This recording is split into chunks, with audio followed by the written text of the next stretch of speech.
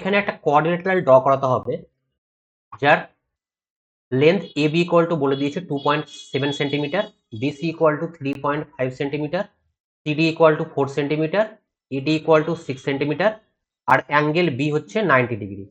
তাহলে যে কোনো কোঅর্ডিনেটরকে ড্র করার আগে আমরা ফার্স্টে কি করে নেবো, একটা রাফ একটা কোঅর্ডিনেটরাল ড্র করে নেব।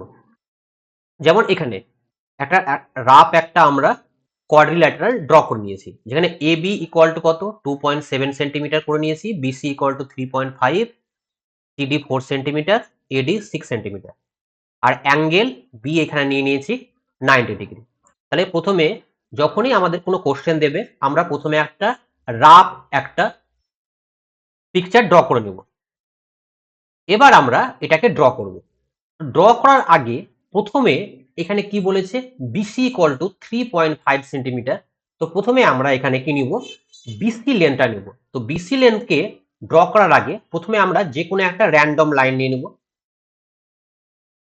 এবার এই র্যান্ডম লাইন থেকে আমরা 3.5 সেন্টিমিটার কেটে নেব। এখানে আমরা কি করেছি, 3.5 সেন্টিমিটার র্যান্ডম লাইন থেকে আমরা কেটে নিয়েছি। এখন এটা আমরা নাম দিয়ে দিলাম বিসি ইকুয়াল টু 3.5 সেন্টিমিটার। এখন আমরা বি কে সেন্টার হিসাবে নেব, দিয়ে একটা আর্ক ড্র করব। আর্ক ড্র করে এখানে আমরা বিতে অ্যাঙ্গেল ড্র করব 90 ডিগ্রি। তাহলে প্রথমে কি করতে হয়, অ্যাঙ্গেল ড্র প্রসেসটা হচ্ছে এইভাবে, তারপরে এইভাবে,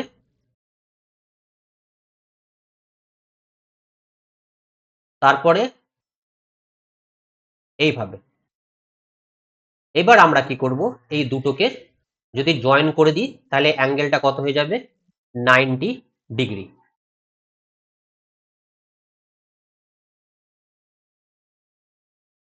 এবার আমরা কি করব, বি কে সেন্টার করে 2.7 সেন্টিমিটার আমরা এখান থেকে কেটে নেব।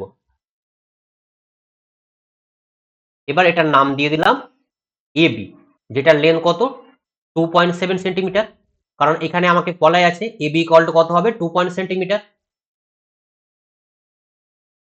এবার আমরা এ কে সেন্টার করে 6 সেন্টিমিটার একটা আর্ক ড্র করব।